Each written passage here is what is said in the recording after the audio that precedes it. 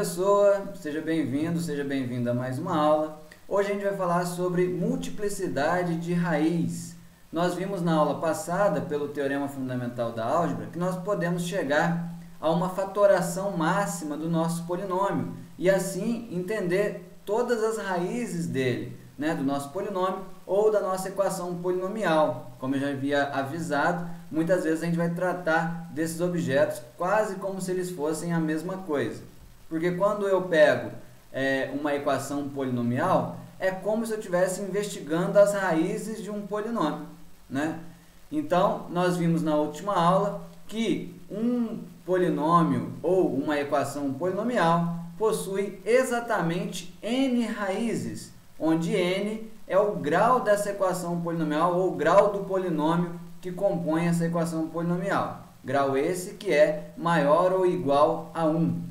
Ok? Não pode ser um polinômio de grau zero. Beleza. Mas o que pode acontecer? Das n raízes de uma equação polinomial, onde p de x é um polinômio de grau n, né? Se ele é de grau n, eu tenho exatamente n raízes.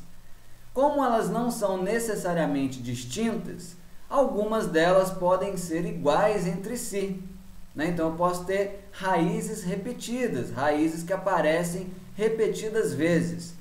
O número de vezes que uma determinada raiz aparece repetidamente para um mesmo polinômio ou para uma mesma equação polinomial é o que a gente vai chamar de multiplicidade dessa raiz. Então vejam só, imagine que a gente tenha esse polinômio aqui e a gente queira descobrir quais são as raízes dele, ou, em outras palavras, que a gente queira resolver essa equação polinomial x ao cubo menos 3x menos 2 igual a zero. Nós não temos uma fórmula para resolver esse tipo de equação, mas nós sabemos que se a gente conhecer alguma das três raízes que ele tem, nós podemos fatorar esse polinômio, que está aqui do lado esquerdo, e assim diminuir o grau dos fatores, né? Eu teria aqui um fator só de grau 3, eu poderia fatorar como um polinômio de grau 1 vezes um polinômio de grau 2, por exemplo, e aí eu poderia aplicar Bhaskara nesse polinômio de grau 2, tá? Eu não tenho nenhuma informação aqui de um enunciado, mas eu quero fazer um teste com vocês. Imagine que eu tenha um x igual a menos 1 aqui, por exemplo, tá?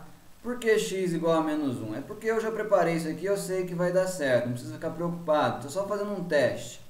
Se eu tenho x igual a menos 1, eu tenho menos 1 elevado ao cubo, menos 3 vezes menos 1, menos 2, quero saber se isso de fato dá zero.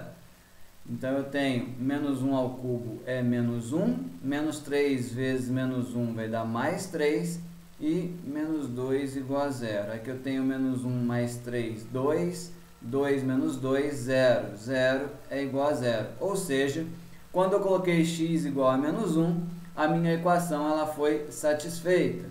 Portanto, menos 1 é uma raiz dessa equação, ou menos 1 é uma raiz desse polinômio que está aqui do lado esquerdo. Portanto, eu conheço uma das raízes desse meu polinômio, dessa minha equação polinomial aqui.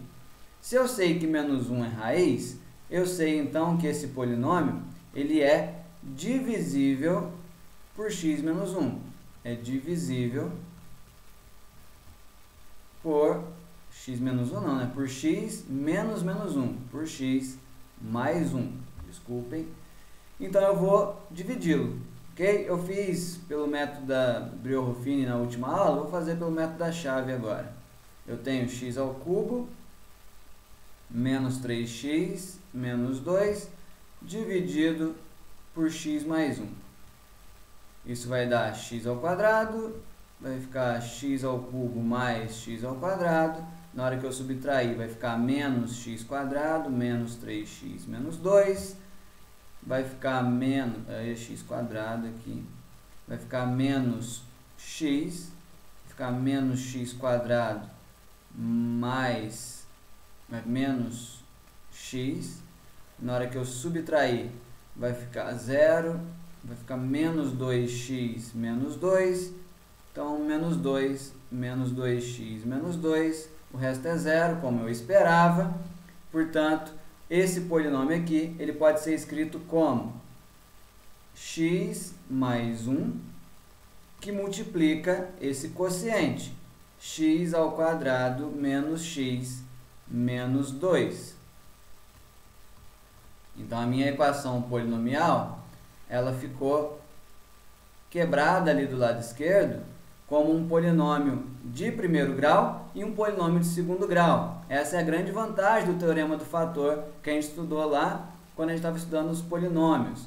Eu tinha um polinômio de terceiro grau que foi fatorado como um polinômio de primeiro grau e um polinômio de segundo grau. Como eu quero resolver essa equação polinomial de terceiro grau, resolver ela agora é fácil, porque o produto é zero quando isso aqui é zero ou quando isso aqui é zero.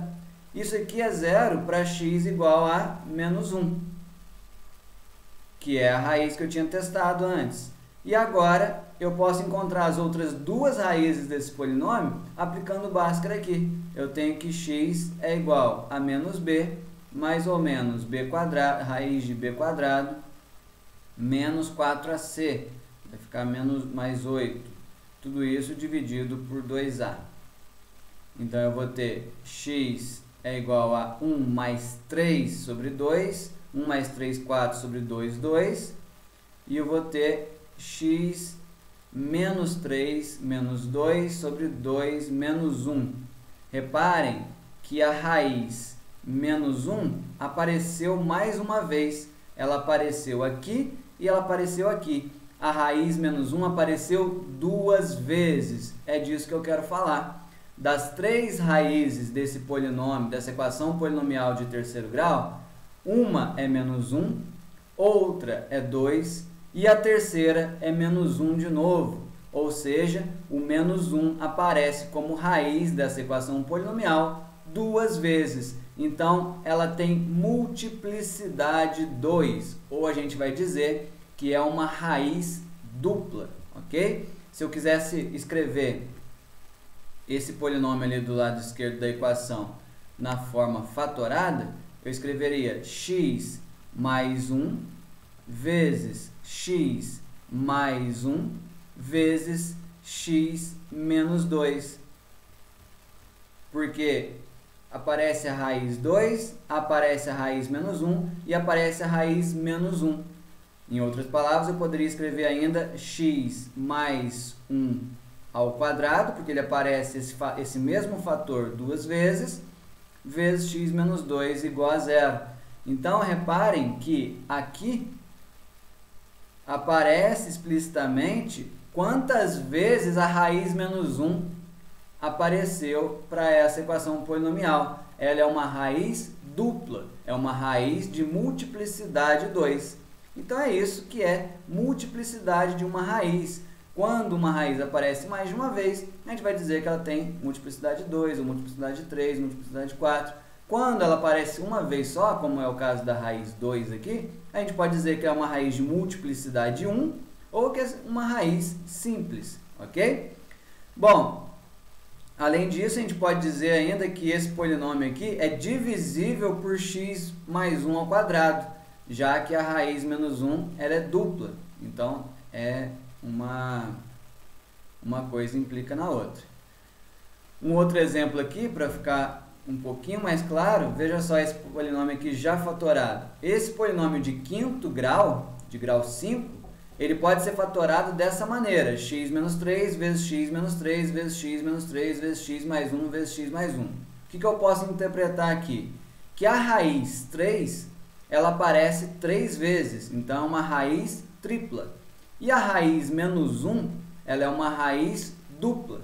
Então, das 5 raízes, eu tenho uma que aparece 3 vezes, uma que aparece 2 vezes. Então, nesse caso particular aqui desse polinômio, ele tem uma raiz tripla e uma raiz dupla. Uma raiz de multiplicidade 3, uma raiz de multiplicidade 2. Eu poderia reescrevê-lo ainda dessa maneira aqui, ó. O fator de primeiro grau x menos 3 aparece 3 vezes e o fator de primeiro grau x mais 1 aparece duas vezes. O que isso implica? Isso implica que a multiplicidade da raiz 3 é 3 e a multiplicidade da raiz menos 1 é 2. Eu tenho uma raiz tripla, uma raiz dupla, totalizando as 5 raízes do meu polinômio de quinto grau. Ok? Eu poderia dizer também que esse meu polinômio de quinto grau é divisível por x menos 3 ao cubo, porque 3 é uma raiz tripla. Eu posso dizer que ele é divisível por x mais 1 ao quadrado, porque menos 1 é uma raiz dupla. Então, isso é uma implicação que a gente pode utilizar nos exercícios. Às vezes, os exercícios dizem, sabendo que menos 1 é uma raiz dupla. Se você sabe que menos 1 é uma raiz dupla, quer dizer que você pode dividir o seu polinômio por x mais 1 ao quadrado e o resto vai dar zero, ou seja, ele vai ser divisível por x mais 1 ao quadrado. Resumindo toda essa história, o que a gente tem? Quando α é uma raiz de multiplicidade m, ou α é uma raiz de multiplicidade m da equação polinomial p de x igual a zero, se e somente se a gente puder escrever o nosso polinômio p de x como x menos α elevado a m, então veja que a multiplicidade aparece exatamente como expoente do fator de primeiro grau, vezes q de x, onde esse q de α tem que ser diferente de zero. Por que isso aqui é importante? Por que eu tenho que dizer que o q de α é zero? Porque se q de α fosse diferente de zero, tá? Porque se q de α for zero, quer dizer que tem um fator ainda x menos α aqui dentro.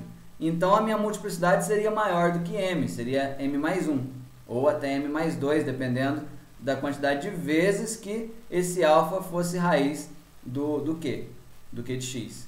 Então, dado que q de α é diferente de zero, quer dizer que não tem como mais α ser raiz aqui, quer dizer que todos os fatores x menos α já estão aqui.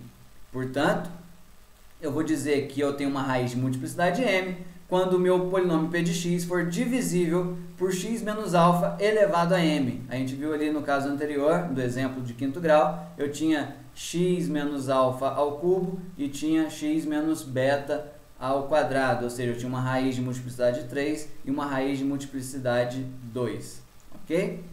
É isso. Espero que tenha ficado claro. Na próxima aula, agora na segunda parte dessa aula, eu vou fazer um exemplo para poder esclarecer mais esses conceitos, ok? Então, até a próxima!